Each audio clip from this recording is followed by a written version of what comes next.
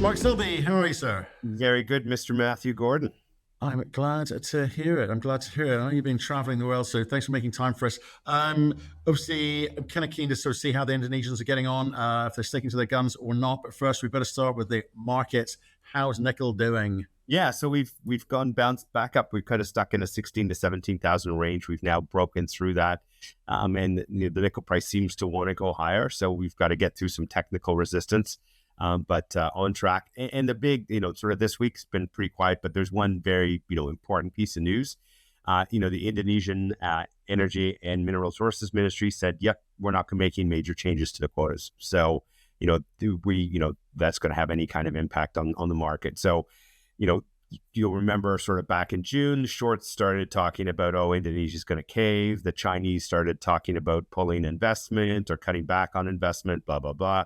So, this was one of the next sort of important tests for Indonesia, whether they were going to stand up and be resolute. So they've got that there. So again, for all those people who think, Indonesia's going to fall over, this was a pretty important test, and they've stood up to do it. And again, when this is coupled with the fact that, as we go through the remainder of the year, Philippine ore availability is going to drop off. So that does really set things up, for a nice second half in terms of the nickel market going forward. And how does that affect companies like yourself? I mean, are you kind of stress testing any part of your own planning as a result of this? Because I think most of the markets, when you say, well, okay, they're sticking to the guns, they seem to be serious about this one, but it's kind of, very much a case of, show me, don't tell me, isn't it?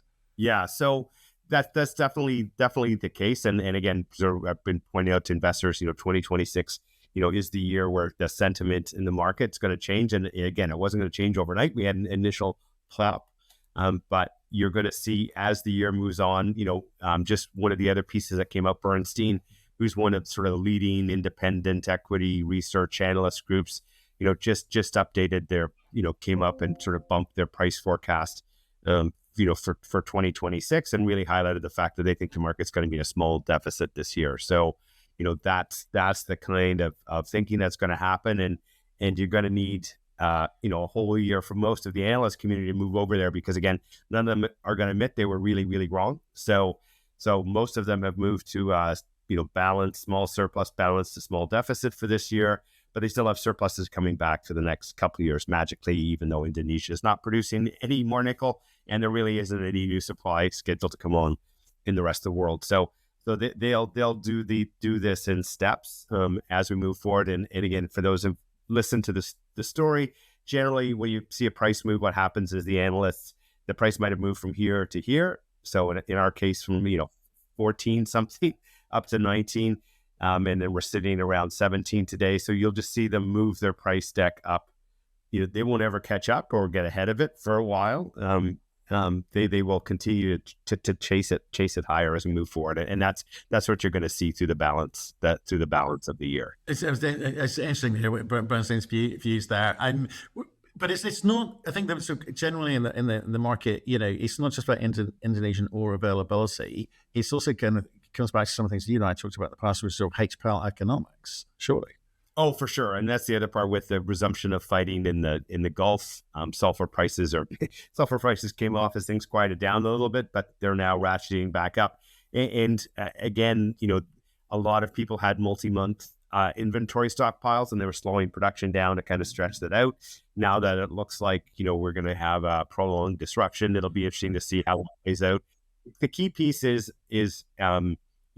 I think why I haven't lost any sleep in terms of nickel prices coming off back down to 16 to 17 is, again, when you look at stainless steel prices, when you look at nickel pig iron prices, when you look at the discounted nickel pig iron to metal prices, and you look at, premiums for MHP, all of those are close to, they maybe come off 5% from the cycle highs that we hit earlier this year, but, they're all showing that the market is tight.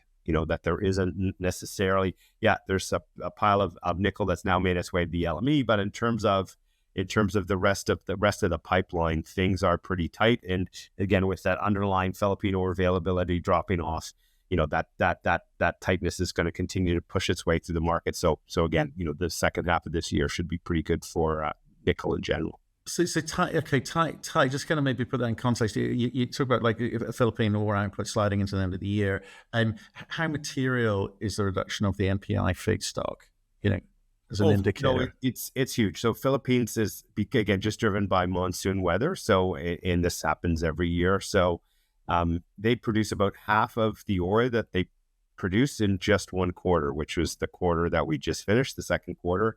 Generally, mine output in the Philippines drops by half into the third quarter and drops by half again into the fourth quarter. So it's pretty material. And again, the Chinese generally have lots of inventory in the past to sort of buffer some of those seasonal swings. But, as that in-process inventories get drawn, any disruption in or the reduction in Philippine ore is going to, continue to just flow through to some of these, downstream prices, which will ultimately be supportive to LME prices going forward.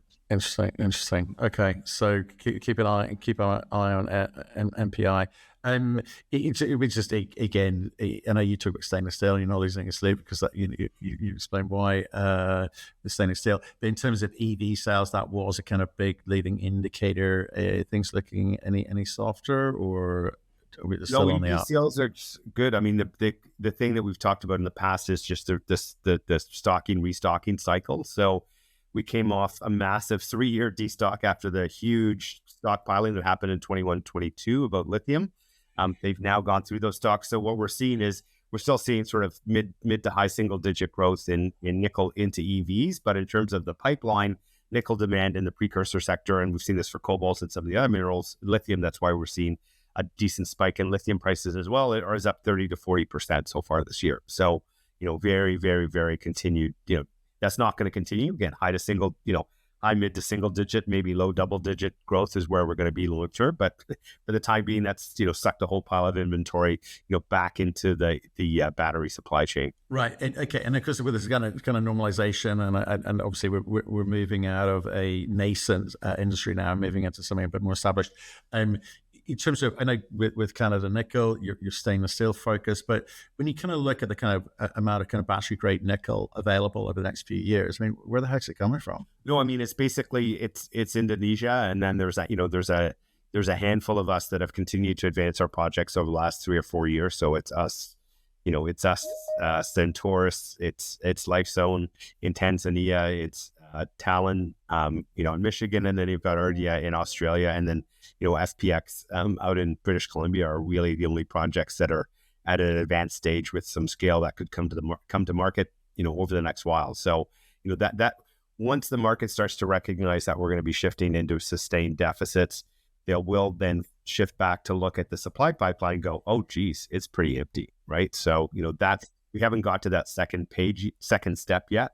Because the market still thinks after this year there's still going to be surpluses they haven't really internalized, that the Indonesians aren't going to be producing a lot more nickel for the time being. So and how kind of comfortable or how confident are you feeling around sort of different kind of end use segments? So we obviously people we talked about it today, EV and stainless, but there's energy storage, aerospace, defense, specialty alloys. There's all sorts of new, again, use that word, nascent sectors which are being created with this kind of critical minerals environment in North America. When's that actually start to become meaningful? Yeah, it's a little bit helpful, but it's honest. I mean, to be honest, in nickel, it's all the old, even with just all the old uses and a little bit of a bump from EV, we're nearly 7% a year per year since 2019, right?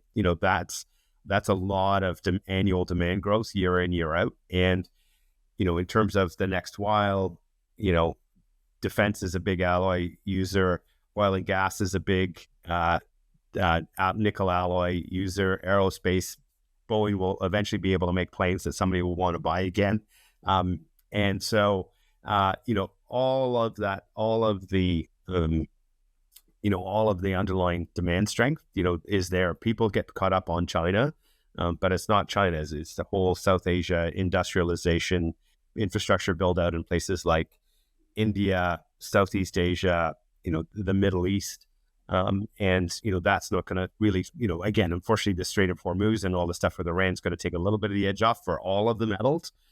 But nickel's in pretty good shape going forward, and it's only again, as you said, all those other things are going to start to be additional sweeteners on top in terms of the demand picture. Well, the demand picture, but I think the thing that kind of intrigues me most about as an investor is the supply pipeline. It looks quite weak to me. I don't know. I can't see enough names with big enough projects, with the kind of advanced nature, not just in funding, but the studies as well. You've just reached final permit conditions for your Crawford project in, well, so 5-6 years. I mean, that's remarkable. Yeah, no, quite happy there. So we're at the final step. The permit conditions are published.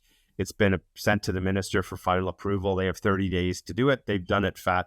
They did the last phase in about half the time. So hopefully they do this final phase in about half that time. So, we're the first mining project to be permitted underneath this 2019 legislation in Canada. And the fact that we were able to get from fifth drill hole to this point in just under 7 years is, lucky to have a good team, that's able to make that happen. So, good to get there. And again, that really puts us in a great position in terms of, relative to a number of the other projects out there in the market. So, well, I think that kind of the kind of timeline, as you say, is quite remarkable. But the kind of de-risking for large scale projects in Canada is something I didn't expect to see anytime soon. But they seem to have kind of grasped the nettle, as we would say, grasped the nettle, and got on with it for not just for you, but for a couple of other projects as well. Yeah, no, it's definitely changing, which is really, really, which is great. So, we're lucky to be there, and again, there's not much moving, in terms of news this week. We just First Atlantic Nickel, nice big step out on one of their other targets, in the deepest hole to date. So again, getting lots of aurorite, key question there is around the mineral processing. They need to do some tests to demonstrate what the recoveries look like. And so, stay tuned on that front. And then Talon, which is one of the other projects that's a little more advanced. They just gave a mid-year update. So they're working through their permitting process. They're in the public comment phase of their impact statement in Minnesota. So, we'll see how that continues to go. And their upside is, they had a big exploration package next to what was Lundine's Eagle Mill. They've now, with Talon picking that up, there's an opportunity if they find something nearby that they can get it to that mill. So, they've started drilling in that area. So we'll keep an eye out for results there. Nice. Okay. Well, there's a bit of company news for folks. Mark, good to see you. Great to see you as well, sir.